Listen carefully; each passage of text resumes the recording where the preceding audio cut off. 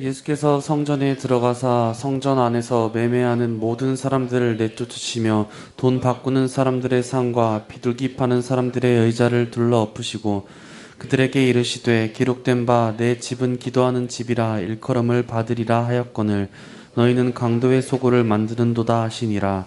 맹인과 저는 자들이 성전에서 예수께 나아오매 고쳐주시니 대제사장들과 서기관들이 예수께서 하시는 이상한 일과 또 성전에서 소리질러 호산나 다윗의 자손이여 하는 어린이들을 보고 노하여 예수께 말하되 그들이 하는 말을 듣느냐.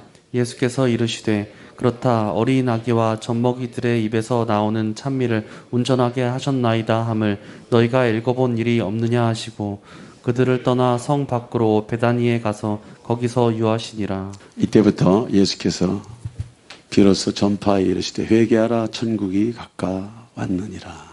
회개하지 않고는 복음이 들어갈 수 없다는 거예요. 회개하지 않고는 예수님을 만날 수가 없다는 거예요. 회개하지 않고는 천국 복음이 무엇인지를 모른다는 거예요. 천국이 여기 있다 저기 있다. 많은 사람들이 궁금해하지만 예수님이 말씀하셨습니다. 얘들아, 천국은 여기 있다 저기 있다 아니라 천국은 너의 마음속에 있는 것이야. 저와 여러분들의 심령 성전, 마음의 좌소 안에 천국이 있다는 거예요. 천국은 보이는 것으로 오는 것이 아니고 보이지 않는 영적인 세계로 온다는 거예요. 많은 사람들이 얘기합니다. 영생이 무엇이냐라고 물었을 때 죽어서 천국 간다 이렇게 말하고 있습니다. 정말로 그렇습니다. 물론 맞습니다. 영생은 죽어서 천국 가는 것도 맞지만 더 정확한 답은 영원한 생명이신 예수 그리스도를 내 마음속, 내 영혼에 모셔드리는 것이, 천국을 내 마음속에 모셔드리는 것이 영생인 줄 믿습니다. 마음으로 믿어 의에 이르고 입으로 시인하여 구원에 이르느니라. 영접하는 자 곧 그 이름을 믿는 자들에게는 하나님의 자녀가 되는 권세를 주셨느니라. 누구든지 예수의 이름을 진짜 믿고 구하고 심령에 모으시기로 결정한 자에게는 하늘아버지의 성령이 그 마음속에 들어오시면서 하나님의 믿음을 저와 여러분들 안에 부어주시면서 그때 내 안에 없었던 천국이, 없었던 생명이, 죽어있던 생명이 살아나면서 탄생하면서 하나님아버지의 믿음과 저와 여러분들의 믿음이 결합하면서 하나님아버지의 생명이 내 마음, 내 영혼의 자소에 들어오신다. 예수와는 천국 복음을 증거하시기 위해서 오셨는데 예수와 자체가 천국이란 말이죠. 내가 너에게 이런 말이 곧 영이요 생명이다. 사단도 말이 있습니다. 사단도 언어가 있어요. 예수와는 자신의 말을 내가 너에게 이런 말이 영이요 생명이다 라고 이렇게 말씀하셨잖아요. 진리의 영이신 예수와가 저와 여러분들에게 영원한 생명을 가지고 우리의 심령성전 좌소에 이미 와 계신 줄 믿습니다. 우리는 보통 사람이 아니에요. 우리는 정말로 보통 사람이 아니에요. 이 천국 자체이신 예수께서 자기 백성에게 옵니다. 선민 이스라엘에게 옵니다. 자기 민족에게 옵니다. 말라기 선지자 이후 500년이라고 하는 긴 세월을 넘어서서 성육신하신 예수아가 영원한 생명을 가지고 저와 여러분들에게 오셨습니다. 회개하라 영생이 가까웠느니라. 영생이 무엇이냐? 죽어서 천국 가는 것이 아니고 살아있을 때 내 안에 내 영혼의 자소 안에 천국이 들어온다는 것. 그 천국이 예수의 생명이, 그 천국이 예수의 생명, 그 천국이 성령 하나님이 우리의 마음속에 들어오신다. 예수는 움직이는 천국이었습니다. 움직이는 하늘아버지의 성전이셨어. 오늘 모든 그리스도인들은 움직이는 성전, 움직이는 하나님의 집, 움직이는 하나님의 나라. 저와 여러분들은 알게 모르게 이러한 사실을 깊이 각성을 하셔야 돼. 나는 보통 사람이 아니야. 나는 보통 사람이 아니란 말이지. 우리는 행동하는 믿음을 통해서 이 영생이 성장할 수가 있어요. 영적인 성장을 할 수가 있어요. 영적으로 자랄 수가 있어요. 영적으로 깊어질 수가 있어요. 영적으로 사이즈가 넓어질 수 있어요. 영생은 자라나는 겁니다. 영생은 무럭무럭 자라나고 무럭무럭 지경을 넓히고, 영생은 저와 여러분들에게 삶의 근력이요 능력이 되는 것입니다. 오늘 예수님께서 이제 성전 정화를 하시는 모습을 보게 돼요. 예수님께서 성전에 들어가 보니까 성전에 너무나 많은 장사치들이 있어. 너무나 많은 장사치들이 있어. 알게 모르게 이스라엘의 성전이 종교적인 타락이 있었고, 사회적인 타락이 있었고, 지도자들의 타락이 있었고, 변질이 있어서 예수님 보시기에는 눈 뜨고 볼 수 없는 상태, 이스라엘 성전이었단 말이죠. 그런데 이스라엘의 이러한 타락과 부패, 이스라엘의 지도자들의 이러한 타락과 부패는요, 사실 오늘 저와 여러분들이 살아가는 이 시대에도 똑같다고 생각하면 정확해요. 정확해. 2000년 전의 시대가 악했겠습니까? 이 시대가 악했겠습니까? 2000년 그 전의 이 시대는요, 지금처럼 그렇게 각박하지 않았습니다. 지금처럼 그렇게 메마르지 않았습니다. 눈물이 있고 땀이 있고 정이 있고 사랑이 있고 인정이 있어. 인정. 기계 문명의 메커니즘 속에 완전히 인간의 정신 세계가, 이 멘탈이 완전히 콘크리트화 돼 버려가지고 비리를 물어도 예수께서 깸가리를 쳐도 움직이지 않는 그 시대라고 그랬는데, 지금은 더 말할 수 없는 그 시대가 되어버린 거예요. 예수님께서 성전의 부패함을 보시고 마음 아프고 고통스럽고 한탄스러운 모습을 보이면서, 어찌하여 이스라엘 민족이, 어찌하여 선민 택한 이스라엘 족속이 이렇게 망가지고 이렇게 부서지고 이렇게 녹아졌을까? 내 집은 만민이 기도하는 집인데, 만민이 예배하는 집인데, 하나님의 성전인데, 어찌 이렇게 교회 안에 부패한 지도자들과 부패한 백성들로 인산인해를 이룰까? 예수님은 고통스러웠습니다. 여러분들 아셔야 돼요. 예수께서 하나님의 성전을 바라보고 그 성전 속에서 이했던 많은 종류의 부패와 타락의 모습은요, 겉으로 드러난 현상이에요.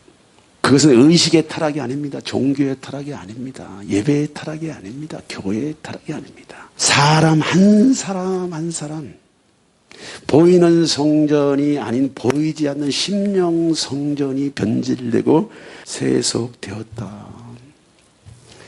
여러분들 그것을 영적인 관점으로 보실 수 있어야 돼. 영적인 관점으로 그런 것들을 볼 수 있어야 돼. 오늘 예수님께서 천국 복음을 가지고 움직이는 천국이신 예수께서 당신의 성전을 바라보고 그 성전에 하나님의 임재와 하나님의 영광이 안 계시고 성전이 강도의 소굴이 되어 있는 모습들을 보면서 탄식하는 거야. 교회보다 기도하기 편한 장소가 어디 있습니까? 우리가 공적으로 예배를 드린다고 하는 것은 축복이에요. 하나는 천을 쫓고 둘은 만을 쫓는다 했어요. 삼겹줄은 끊어지지 않는다 하였어요. 모이기를 패하는 자는 자기의 소욕을 따르는 자라 하였어요.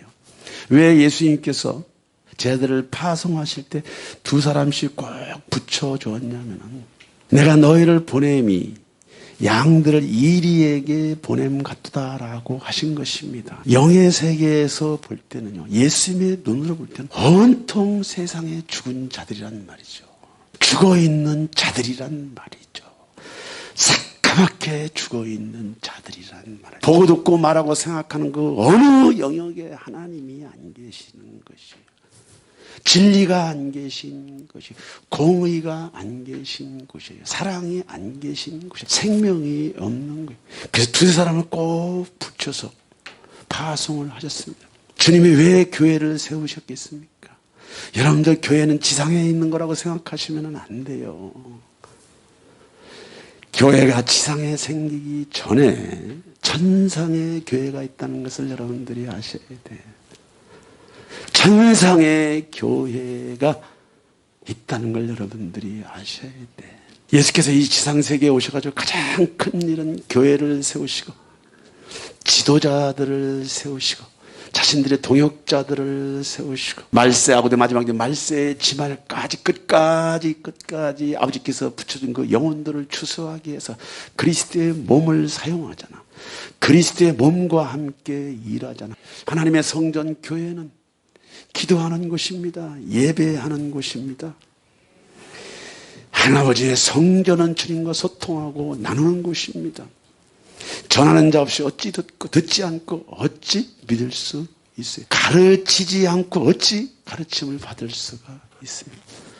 다 살기 바쁘고 힘들고 어려운 삶인데 왜 하나님께서 레위 족속을 구별하셔서 레위 민족을 구별하셔서 성전의 일을 맡기셨냐고요.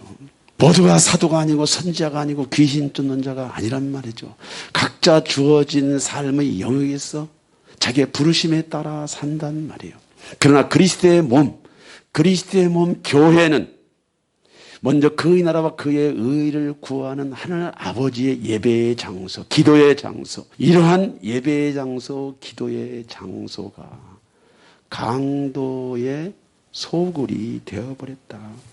예수께서 성전에 들어가사 성전 안에서 매매하는 모든 사람들을 내쫓으시며 돈 바꾸는 사람들의 상과 비둘기 파는 사람들의 의자를 둘러 엎으시고 그들에게 이르시되 기록된 바 내 집은 기도하는 집이라 일컬음을 받으리라 하였거늘 너희는 강도의 소굴을 만든도다 하시니라. 맹인과 저는 자들이 성전에서 예수께 나아오매 고쳐주시니. 여기 강도란 말 포식자란 말이에요. 포식자, 약탈자, 도둑, 폭행하여 강탈하는 자. 강도란 말이 무엇이냐? 하나님의 성전을 강도의 소굴로 만들었다는 게 뭐예요? 누가 피해자고 누가 가해자입니까? 지도자가 가해자고 성도들은 피해자입니까? 아니요. 그 얘기를 하는 것이 아니에요. 지도자가 가해자일 수 있고 성도가 피해자일 수 있습니다. 그러나 둘 다 불행한 거예요. 강도의 소굴로 만드는다 하셨다고 하는 것은 이미 그리스도의 몸된 교회가 하나님 아버지의 성전이 마귀의 소굴로 변해버렸다. 사단은 자기 자신의 정체를 절대로 드러내지 않는다는 것만 아셔야 돼요. 끝까지 드러내지 않으셔.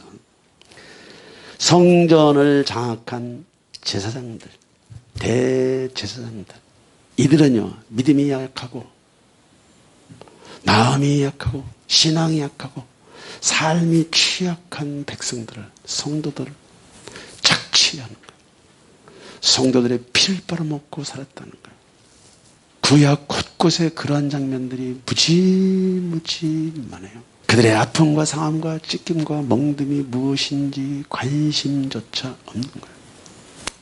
그들은 무엇 때문에 힘들어하고 무엇 때문에 고통스러워하고 무엇 때문에 그들이 아파하는지에 대해서 관심이 없다는 말이죠. 사람이 무엇에 매여서 일평생 질질 끌려다니는 삶을 사는지에 대한 영적인 이해도 전혀 없다는 거예요. 오로지 종교 지도자들은 탐욕스럽게 그 위치에서 하나님을 이용하고 교회를 이용하고 자기 사리사욕을 취하는 그런 종교 지도자로 그렇게 점칠되어 있었다는 거예요. 이러한 표현, 너희는 강도의 소굴을 만들어서 나의 집, 만민이 기도하는 집, 예배하는 집, 만민이 함께하는 나의 집을 강도의 소굴로 만들어 놨단 말이지. 우리는 이러한 예수님의 말씀을 통해서 깨달을 수가 있습니다. 저와 여러분들이 사는 이 신약 시대에는, 서신 시대에는 이 예배당이 아니에요. 이 건물을 예배당이라고 짓지 않습니다. 신학적인 의미로 보면 이 건물을 예배당이라고 말하지 않고 저와 여러분들의 심령 성전을 예배당이라고 그래요. 우리의 심령 성전이 강도의 소굴이 되어버렸다라고 말씀을 여러분들이 이해하셔도 돼요.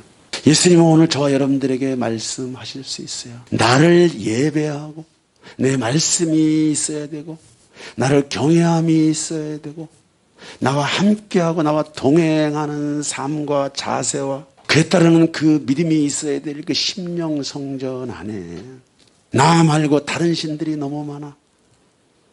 나 말고 좋아하는 것들이 너무나 많아. 나 말고 사랑하는 것들이 너무나 많아. 나 말고 빼앗긴 것들이 너무나 많아. 우리의 마음이, 우리의 심령이, 우리의 양심이, 우리의 인격이 그렇게 멍들어서 우리 스스로 강도의 소굴이 되어버려 있는 것조차도 모르는 그러한 상태, 천국 복음이신 예수께서 초림 때 이스라엘 민족의 성전을 향해서 너희들의 마음의 성전은 어디에 있는 거야? 너희들의 육체의 성전을 보니까 장사치로, 너희들의 육체의 성전을 보니까 타락한 지도자로, 너희들의 육체의 성전을 보니까 부패한 지도자로 가득한데, 오늘 신약 성도인 저와 여러분들에게 똑같이 말하고 있어요. 그리스도 안에 있지만, 예수 안에 있지만 너희들의 마음의 성전, 심령의 성전에 내가 어디에 있지? 내가 어디 있냐고. 내가 어디 있냐고. 내 집, 나의 성전은 너희들의 마음인데, 너희들의 마음은 너희들의 영혼의 차소, 내가 머무를 수 있는 나의 보좌인데, 그 보좌 위에 내가 어디 있냔 말이지. 그 보좌 위에 내가 어디 있냔 말이지. 예수님은 분명히 이 부분을 짚고 넘어가셔. 짚고. 마귀는 덕질하고 죽이고 멸망시키는 것뿐이라 했어요. 사단이 이미 세상을 쥐고 있지만 교회도 다 쥐고 있단 말이죠. 이스라엘 민족도 쥐고 있단 말이죠. 오늘날 교회도 다 쥐고 있습니다, 여러분들. 왜 좁은 문 좁은 길이 찾는 이가 적냐? 좁은 문 좁은 길이 협착하고 안 보이냐? 여러분들 잘 아셔야 돼요. 예배당에 다닌다고 다 천국 가는 것이 아니라는 말이죠. 예배당에 와 있다고 전부 다 천국 백성이 아니라는 거예요. 알면 알수록, 예 주님, 윤 목사의 심령 성전이 강도의 소굴이었습니다. 예수와 저의 심령 성전이 강도의 소굴이었습니다.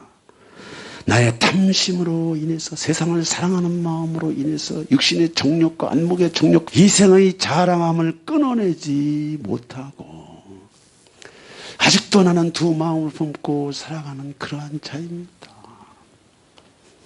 나는 그러한 신앙입니다. 나는 그러한 목사입니다. 그러기에 나는 예수와 당신이 필요합니다. 그러기에 나는 예수와 당신이 필요합니다. 이렇게 기도를 해야 되는 거예요. 이렇게 성경을 읽어야 양심적인 거예요, 여러분. 남의 얘기하듯이 읽으면 안 돼.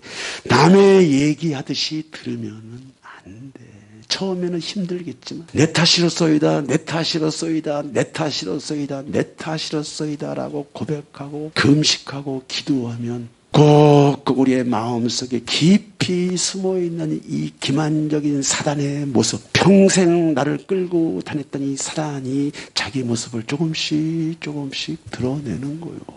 내 집은 만민이 기도하는 집인데 너희는 내 집을 강도의 소굴로 만들었어 라고 예수께서 말씀하셨다고 해서 예수님께서 저와 여러분들을 사지로 몰아넣는 것이 아니에요. 버리시는 것이 아니에요. 저와 여러분들을 완전히 밀어내는 것이 아니란 말이죠. 하나님의 임재와 영광이 있어야 될 그 자리에 주님께서 들어오시기 위해서 저와 여러분들의 상태를 얘기해 주는 거예요. 상태를. 그들은 과부의 가산을 삼키며 라고 얘기합니다. 많은 사람들이 교회에 와서 헌금을 해요.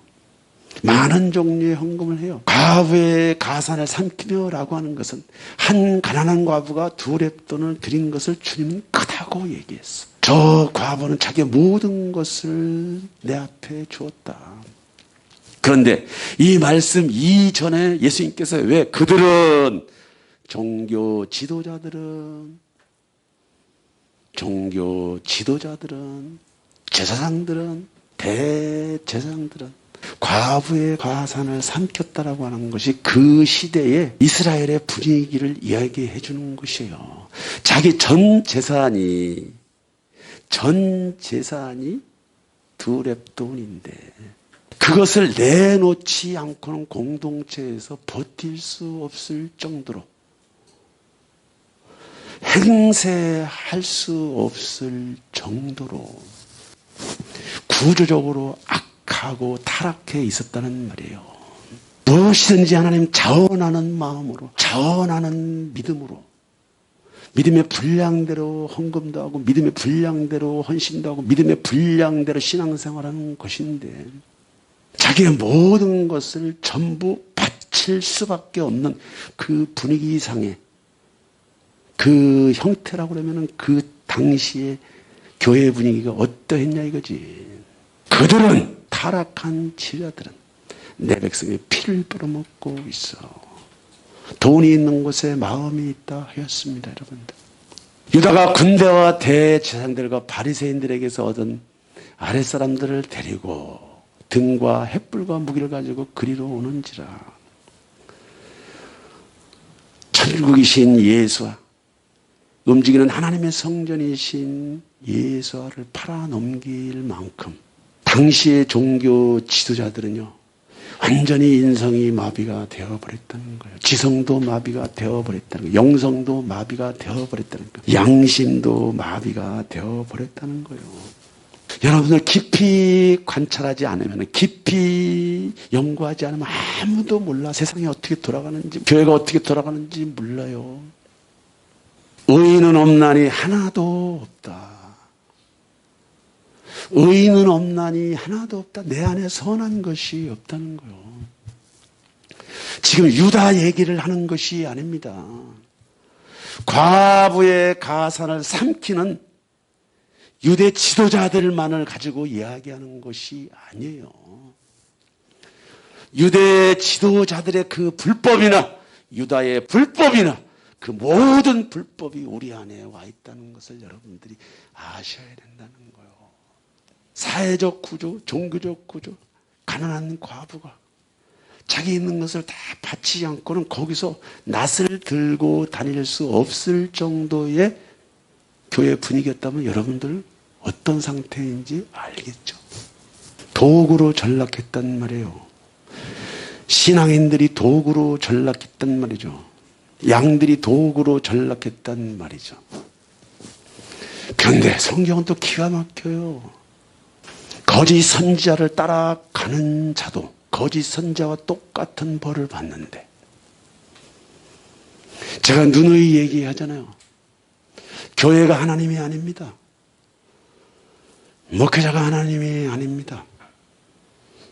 하나님만이 하나님인 줄 믿습니다. 여러분이 말씀을 의지하고 말씀을 붙잡고 말씀을 거울 삼아 교회를 여러분들이 봐야 되고 지도자들을 봐야 되고 세상을 봐야 돼.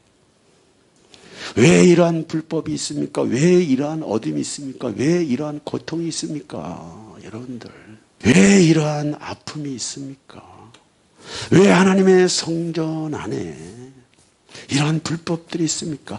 왜 저와 여러분들의 가슴 속에 이러한 불법들이 있습니까? 지금 이스라엘의 성전을 이야기하는 것이 아닙니다, 여러분들. 저와 여러분들의 심령 성전 안에 있는 이 불법들을 주님이 말씀하시는 거예요. 무엇 때문에 그렇습니까? 그 심령 성전 안에 하나님의 말씀이 안 계시고, 두 번째, 그 심령 성전 안에 여호와를 경외하는 마음이 없단 말이죠. 예레미야 선지자는 말했으면 너희가 아주 어릴 적부터 하나님의 말씀을 두기 싫어하고 그분을 밀어내는 것이 습관처럼 되어버렸다고 얘기하잖아요. 왜 하나님의 성전이 이토록 타락하고 붕괴되어 버렸습니까? 왜 하나님의 성전이 이렇게 망가져 버렸습니까? 왜 하나님의 성전이 강도의 구렬, 포식자들이 득세하는 그런 교회가 되어버렸습니까? 오늘 저와 여러분들의 마음속에, 가슴속에, 심령 속에 포식자, 도적이 오는 것은 덕질하고 죽이고 멸망시키는 것뿐이요. 내가 선을 행하고자 할 때, 의를 행하고자 할 때, 더 믿음으로 살려고자 할 때, 더 열심으로 하늘 아버지께 달려나가고자 할 때, 내 육체의 법, 세상의 법, 보식자는 끝없이 저와 여러분들을 괴롭게 하고 저와 여러분들을 고통스럽게 해요. 내 마음 안에 두 마음이 싸우는 거예요. 고달픈 싸움, 고달픈 충돌이 있는 거예요. 그러나 주님은 말씀하세요. 이 마음을 품으라. 곧 그리스도의 예수의 마음이니 나는 마음이 온유하고 겸손하니 너희들은 나의 멍에를 메고 내게 와 배워. 나를 찾고 나를 구하고 나를 두드리면 나를 만나게 될 거야. 그리하면 너희들의 마음 안에 내 빛이 들어가고 너희들의 마음 속에 나를 경외하는 마음이 생길 거야. 무엇 때문에 성전이 붕괴되고 병들어갑니까? 욕심이 잉태한 즉 죄를 낳고 죄가 장성한 즉 사망을 낳는 데잖아요. 처음에는 그것들이 아무것도 아니었어. 근데 시간이 가면 갈수록 내 인격을, 내 삶을 지배하고 나뿐만이 아니고 자자손손 불법을 행할 수 있는, 불법으로 살아가게끔 밀어넣어 버리잖아요. 미안한 얘기입니다, 여러분들. 여기 계신 부모님들은 정말로 각성을 해야 돼. 여러분의 삶이 여러분 것이 아니야. 여러분 혼자 살아가는 것이 아니라 말이야. 여러분 자식 대대로 오늘날 여러분들의 삶의 그 그림자가 따라다닌다는 것만 알고 계셔요. 선민 이스라엘 백성은요, 하나님께서 끝없이 선지자들을 보내고 의인들을 보내고 당신의 귀한 종들을 보내서 이스라엘을 깨우고 또 깨우치고 또 깨우치려고 했지만 성전을 중심으로 해서 종교재판으로 선지자들을 죽이고 의인들을 죽이고 교회 안에 의인들을 핍박하고 교회 안에 의인들을 몰아낸다는 것이에요. 제가 누누이 얘기하잖아요, 여러분들. 교회 안에 어떤 사람이 의인인지 아무도 몰라요, 여러분들. 잘 아셔야 돼. 여기 있는 윤 목사가 가장 믿음이 좋다 이렇게 생각하는 사람은 어리석은 사람이요. 목사, 장로, 권사가 주님 앞에 제일 으뜸가는 사람이다 이렇게 생각하면 그것도 오해예요, 착각이요. 우리는 우리의 영광을 다 받았어. 상급을 다 받았어. 오른손이 하는 일, 왼손이 하는 일, 오른손이 모르게 신앙생활하는 사람들이 많아요. 말씀은 절대로 속이지 않습니다. 모든 사람에게 칭찬을 받는 자에게는 화가 있다고 그러잖아요, 여러분들. 진리의 길, 좁은 길을 걸어가는 자가 어찌 모든 사람에게 칭찬을 받을 수가 있겠어요? 절대로 그런 일이 없단 말이죠. 우리 안에 하나님의 심령 성전인 저와 여러분들의 성전 안에 끝없이 선지자들을 죽이는 피가 있단 말이죠. 하나님의 의, 진리를 파괴하는 피가 있단 말이죠. 의인을 잡아 죽이려고 하는 피가 있단 말이에요. 나보다 잘나고 조금이라도 앞서가면 끌어내리려고 하는 피가 있단 말이죠. 절대로 그 모습을 드러내지 않습니다. 그 실체를 드러내지 않습니다, 여러분들. 사단이, 귀신이 그 모습을 드러낼 때는요, 완전히 떠나고 나야, 아, 내가 그렇게 살았구나. 그때 하는 거예요. 그래서 교회 안에는 양과 염소가 항상 충돌하지만 예수님이 가라지들을 뽑지 말라고 그러잖아요. 가라지들은 혼자 안 죽습니다. 반드시 동반자살을 해요. 동반자살. 뽑지 말라고 그러죠. 교회 안에 양과 염소가 있는데 그 염소들을 몰아내지 말라고 하잖아요. 왜? 양들이 다친다는 얘기예요. 또 하나는 그러한 염소와 가라지들을 통해서 교회가 자고하지 않고 끝없이 하늘 아버지께 엎드린다는 얘기예요. 예루살렘아 예루살렘아 선지자들을 죽이고 내게 파송된 자들을 돌로 치는 자여, 암탉이 그 새끼를 날개 아래에 모음같이 내가 내 자녀를 모으려 한 일이 몇 번이더냐. 그러나 너희가 원하지 아니하였도다. 보라, 너희 집이 황폐하여 버려진 바 되리라. 주님은 끝없이 예루살렘 성전을 바라보며 마음 아파합니다. 고통스러워합니다. 그분 하늘에서 오신 분이에요. 우주 만물을 창조하신 분이란 말이에요. 저와 여러분들을 디자인하신 분이란 말이죠. 저와 여러분들이 이 세상에 태어나기도 전에 영의 세계에서 저와 여러분들을 아셨단 말이에요. 저와 여러분들을 선택하셨단 말이죠. 남자의 정충수와 여자의 난자가 만나는데 1억분의 1이에요. 1억분의. 남자의 정충수가 1억이 되는데 여자의 난자로 들어가는 정충수는 단 하나예요. 그 선택을 누가 하느냐? 예수가 하신단 말이죠. 내가 낳은 내 자식이라서 내가 내 자식을 아는 게 아니야. 껍데기만 아는 거지. 여러분도 여러분을 잘 몰라. 그러나 예수는 저와 여러분들 기가 막히게 알아. 기가 막히게. 인생이 70이고 강건해야 80이 단다. 앞서거니 뒤서거니 곧 온단다. 또 다른 세계가 너희들을 기다리고 있단다. 영원한 세계가 기다리고 있단다. 말로 표현할 수 없는 신성한 세계가 너희들을 기다리고 있단 말이다. 하루가 1000년 같고 1000년이 하루 같다라고 하는 하나님의 시간표는요, 무한한 시간표예요. 답을 알고 있는 예수께서 자기 민족, 자기 백성, 이스라엘 민족의 하나님 성전이 그렇게 무너지고 포식자로 그렇게 강도의 소굴로 하나님의 성전이 변해 있는 모습들을 보면서 예루살렘아, 예루살렘아, 너희들을 위해서 내가 선자를 보낼 때마다 다 죽였지. 의인들을 보낼 때마다 다 죽였지. 바른 소리 하는 자마다 다 죽였지. 너희들보다 조금 열심히 있고 조금 더 착하게 사는 거 다 잡아 죽였잖아. 파송된 나의 선자들 너희들을 잡아 죽였잖아. 어디서? 성전에서 죽인 거예요. 종교재판. 재판이 없어도 여러분 때리는 매도 있습니다. 때리는 매.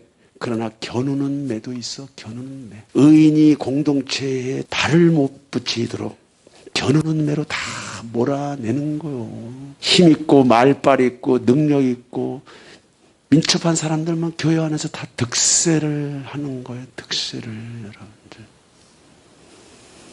주님은 다 하셔.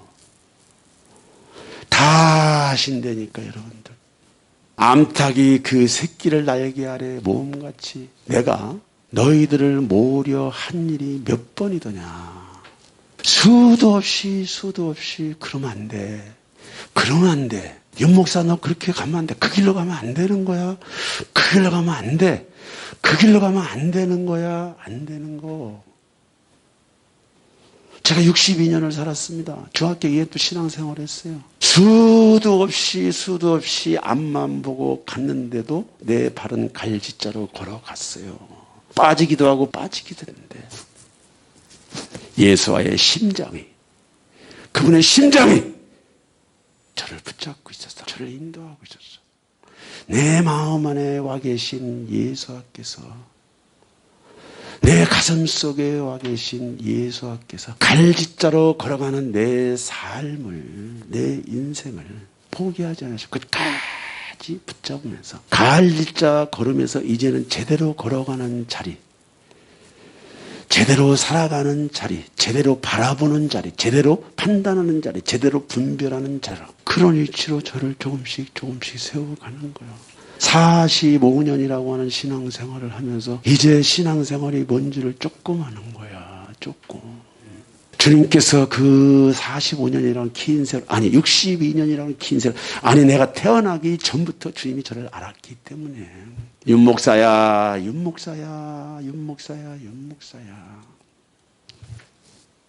내가 너를 위해서 많은 천사들을 붙였다. 선생들도 붙였고 의인도 붙였고 많은 사람들을 너에게 보냈어. 네가 계속 그것들을 밀어내면서 갈짓자로 걸었지만 나는 한 번도 너를 포기한 적도 없고 버린 적이 없어. 예수께서 예루살렘의 성을 보고 눈물을 흘리시잖아요. 답답하니까. 오늘 우리의 심령 성전 안에 강도의 소굴이 되어 있을지라도 예수님은 말씀을 하시잖아. 너 지금 상태가 이렇다. 오늘 한국교회 상태가 이렇다. 대한민국 지금 상황이 이렇다. 그리고 무엇보다 네 마음 중심이 이렇다. 무엇보다도 너네 집안 가족 구조가 지금 이렇다. 너의 가문 안에 흐르는 것들이 이렇다. 네가 여기서 돌이키지 않으면, 네가 여기서 변화되지 않으면, 네가 여기서 몸부림치지 않으면 너와 같은 삶을 네 자식들이 살아갈 것이고 너와 같은 삶을 네 손주들이 살아갈 것이다. 이 얘기를 하는 거예요, 여러분들. 제가 광림수도원에서 일주일 내내 있었습니다. 코로나인지 뭔지 몰라요. 그 넓은 강림수도원에 저 혼자 있어, 저 혼자. 저 혼자 있어, 저 혼자. 객실에 저 혼자 있더라고. 기도의 자리, 예배의 자리, 부르짖음의 자리. 어려울 때일수록 그 어려움을 한탄만 하고 있으면 안 돼. 내 영혼을 걷어 가시든지 나를 돌파할 수 있는 힘을 주시든지. 어떤 분에게 제가 그런 말씀을 드렸어요. 저희 어머니가 올해 85세인데 제가 우리 어머니 나이였으면 좋겠다고 그랬어요. 무슨 얘기냐? 나는 빨리 주님을 보고 싶어. 빨리 보고 싶어. 빨리 보고 싶어. 빨리 보고 싶다고. 빨리 보고 싶다고. 썬다싱의 책을 보니까 그런 말이 나와 있어요. 네가 나를 위해서 순교하는 것보다 살아서 그 좁은 문 좁은 길을 걸어가는 그 사단과의 난타전을 하는 것이 더 어렵고 더 숭고한 순교란다. 죽는 것이 순교가 아니고 죽는 것이 위대한 것이 아니고 주를 위해서 죽는 것이 위대한 것이 아니고 시시콜콜한 문제로부터 큰 문제까지 티격태격하면서 믿음의 길, 순례자의 길을 살아가는 그것을 하나님께서 위대하게 보시고 계시더라. 진짜 어려운 것이 무엇이냐? 살아있는 것이 어렵다는 거예요. 살아있는 것이 순교보다 더 위대한 거. 할렐루야! 기독교인의 삶, 신자의 삶은요, 외로움입니다. 사단과 세상과 자기 자신과 난타전을 벌이면서 거기서 길을 잃지 않고 살아가야 할 저와 여러분들의 사명이란 말이죠.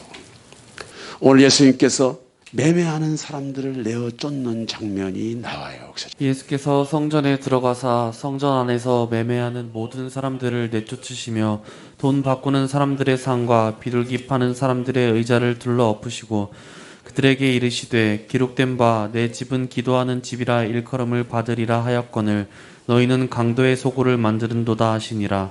맹인과 저는 자들이 성전에서 예수께 나아오매 고쳐주시니. 예수님께서 이제 매매하는 사람들을 내쫓다라고 하는 것은 심판의 의미가 있어요. 심판.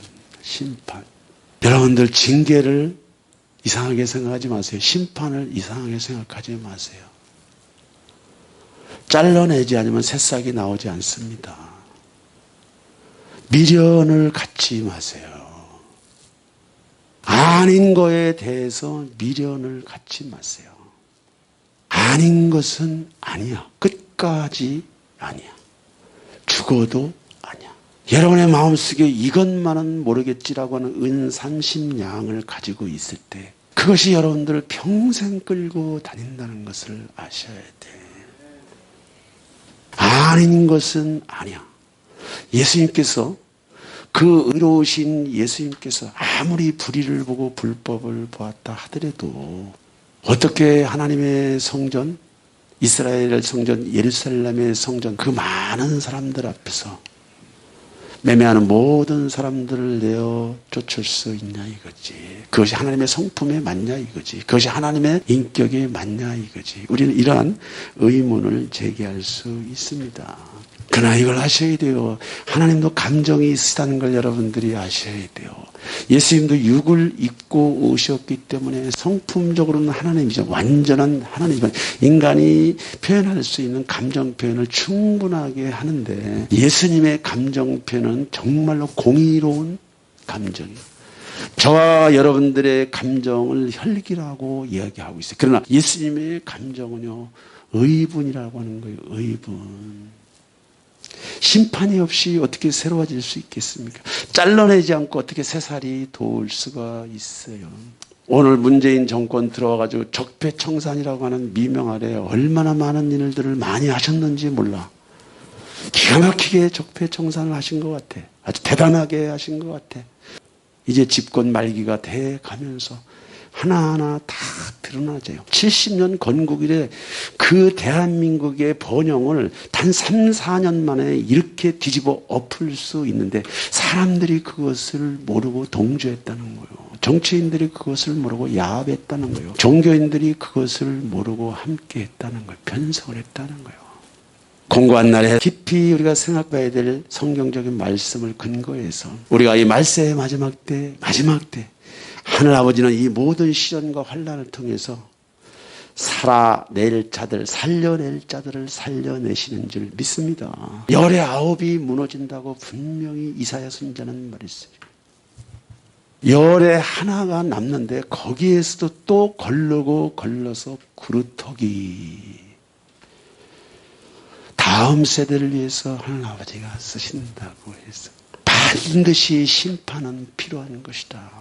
반드시 심판을 받아들일 줄 아는 지혜와 겸손이 있어야 될 줄 믿습니다. 예수께서 성전에서 나와서 가실 때 제자들이 성전 건물들을 가리켜 보이려고 나아오니 대답하여 이르시되 너희가 이 모든 것을 보지 못하느냐 내가 진실로 너희에게 이르노니 돌 하나도 돌 위에 남지 않고 다 무너뜨려지리라. 예수님의 이 예언의 말씀은 AD 70년 로마의 디도 장교에 의해서 실현됐습니다.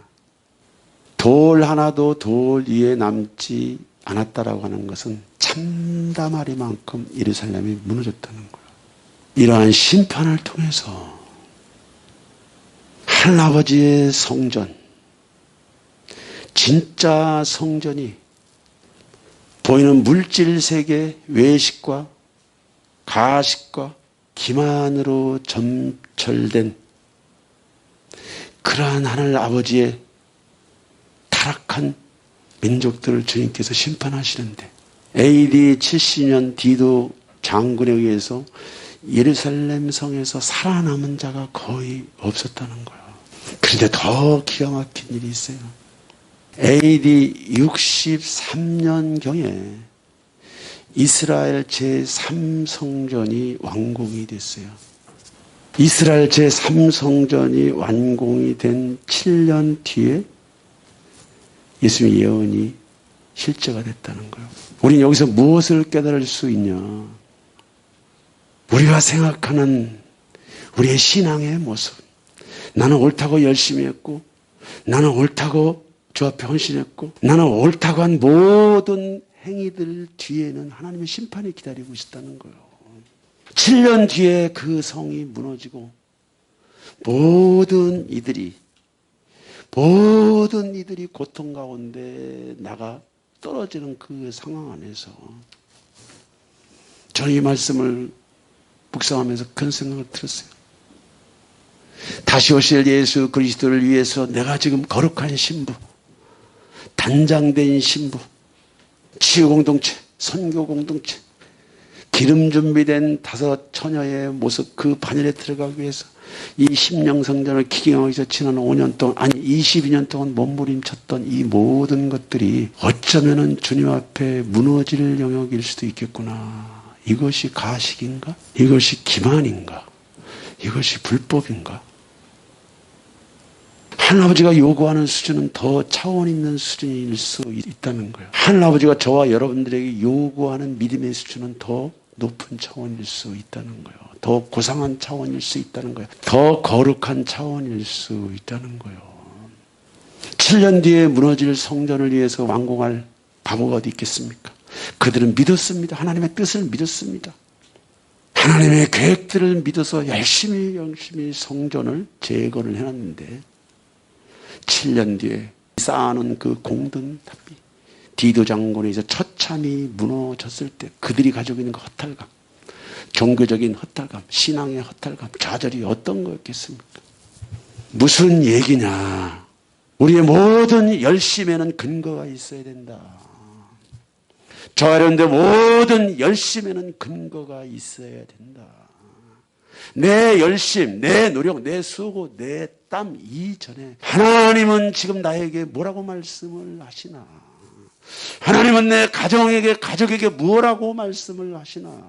하늘 아버지는 이 민족에게 무엇을 요구하고 계시나? 대한민국 교회에게 무엇을 요구하고 계시나?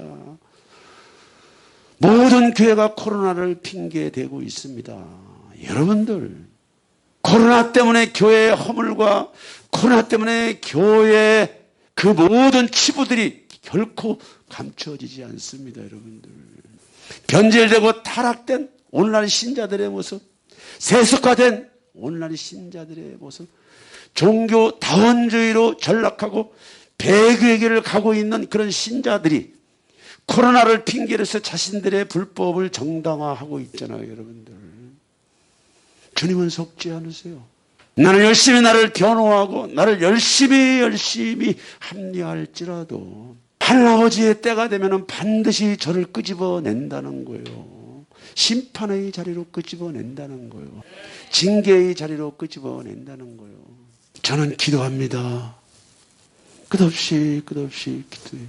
비록 작은 교회를 섬기는 목사이지만 수도 없는 자괴감을 느껴요. 어떤 자괴감? 좁은 문 좁은 길, 영생의 길, 영원한 생명의 길을 걸어가는 이 과정 안에서 따라가야 될 교회도 많이 보이지 않고 따라가야 될 지도자들도 많이 보이지 않고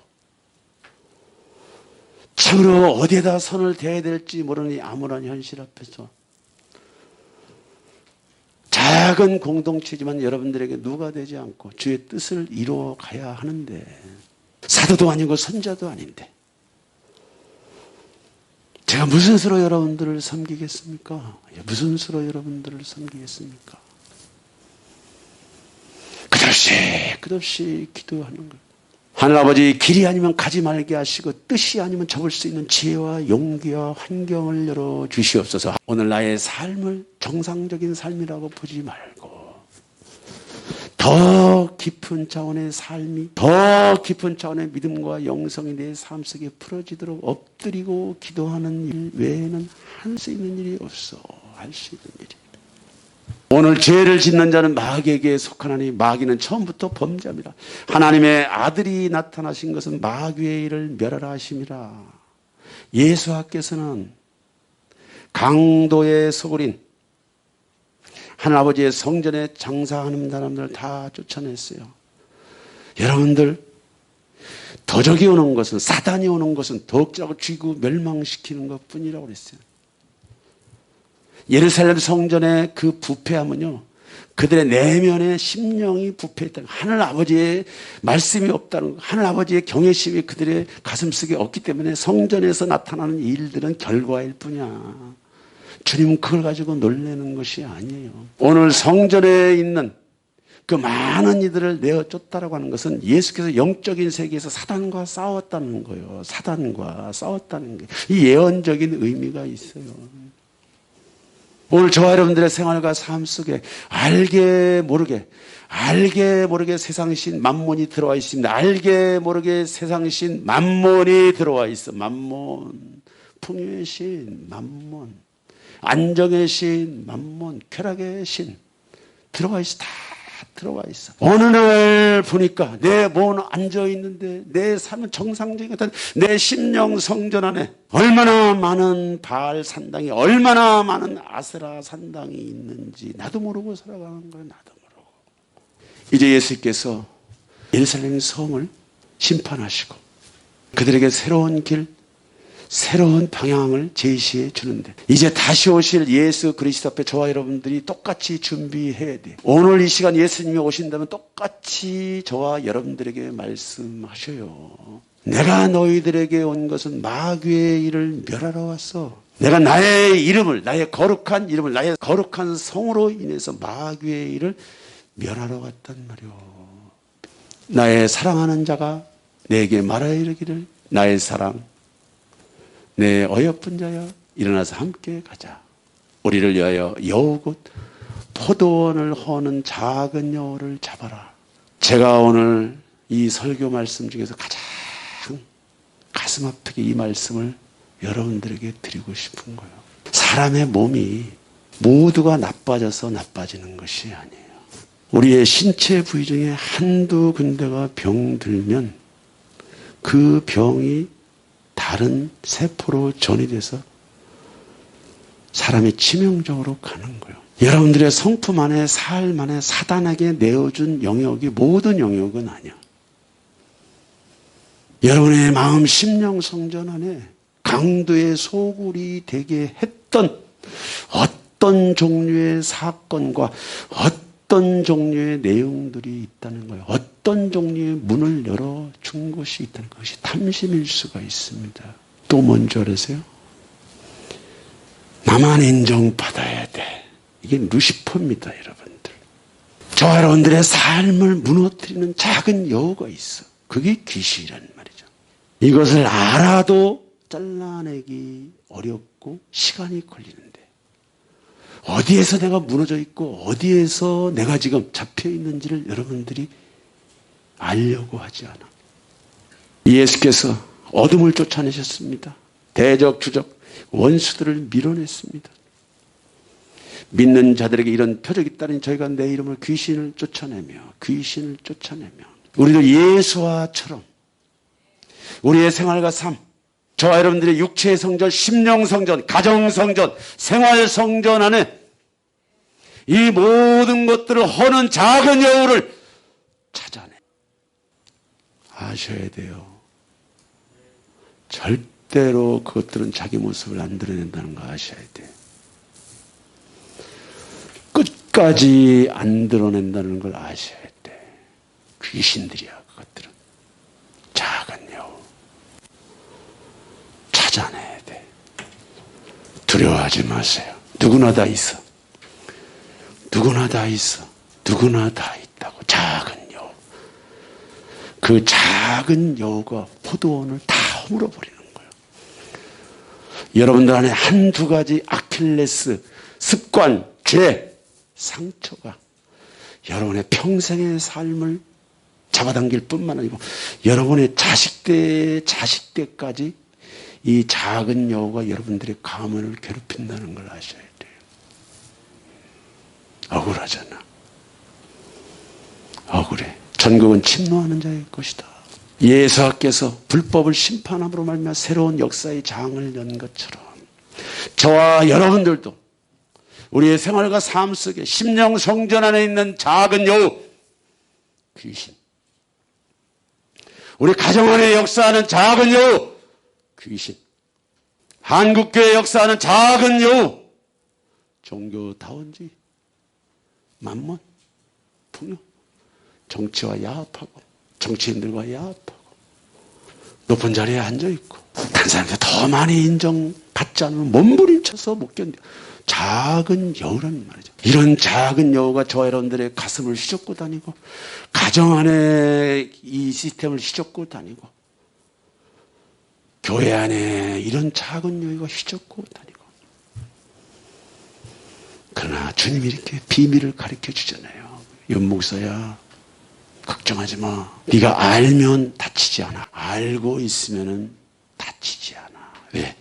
방어할 수 있으니까. 공격할 수 있으니까. 밀어낼 수 있으니까. 천국은 침노하는 자의 것이다.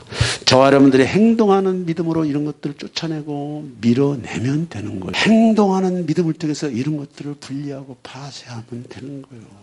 광림수도원에 가서 일주일 동안 있는데 한날은 몸과 마음이 굉장히 피폐해 있어. 바닥을 치는데 그런데 찬양을 한 곡 딱 들었어요. 찬양을 한 곡 딱 듣는데 제 심금을 울리는 거예요. 침대에 누워있다가 점점 몸이 들썩들썩거리는 거예요. 제가 너무 이렇게 널브러져 있으니까 하나님의 성령이 천사를 통해서 그 찬양을 딱 주신 것 같아요. 갑자기 삼손처럼 몸이 살아나더니 그 강림수선 그 꼭대기까지 탁 날아가고 아무도 없는 그 기도원에서 우렁차게 혼자 방언 기도를 하는데 갈멜산의 엘리야 같아서 이런 맛에 기도를 하는 거야. 포도를 허는 작은 여우가 나를 절망시키고 낭망시키고 실망하게 만들고 넘어지게 만들고 못 일어나게 만들어도 예루살렘아 예루살렘아 예루살렘아 예루살렘아 내가 암탉이 알을 품듯 내가 너를 품고 있어, 안고 있어, 나의 날개로 너를 덮고 있어, 예루살렘아. 예수아가 오늘도 저와 여러분들에게 말씀하십니다. 나의 사랑하는 자, 나의 어여쁜 윤목사야, 수지참빛 교회야, 우리 함께 가자. 어린 양께 주는 존귀하신 분,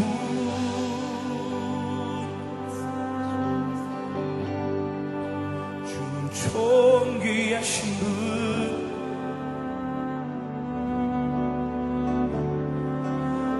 만물 주께 나와 주께 돌아가니 영광 받으소서. 주는 존귀하신 분,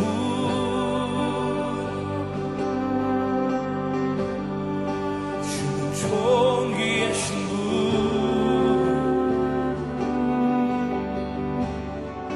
만물 주께 나와 주께 돌아가니 영광 받으소서.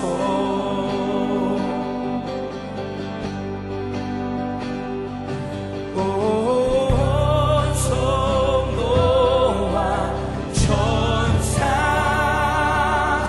보좌의 경배, 모든 장로들 멸류관을 드리네. 어린 양께 온 성도와 천사 보좌의 경배,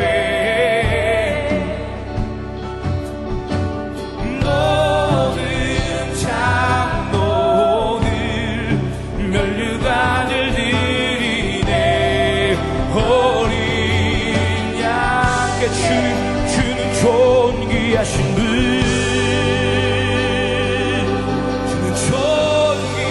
주는 존귀하신 분,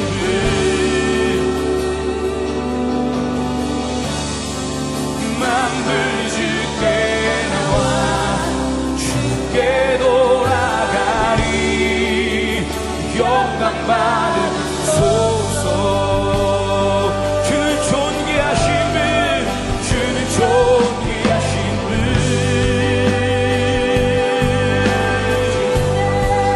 주는 존귀하신 분,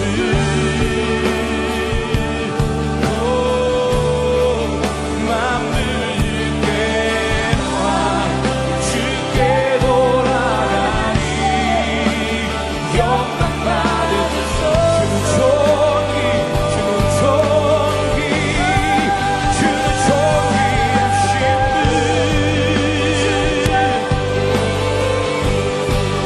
주는 존귀하신 분,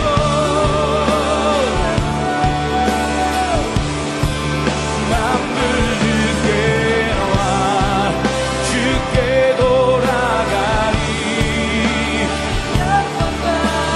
소서. 영광 받으소서. 주님 영광 받으소서.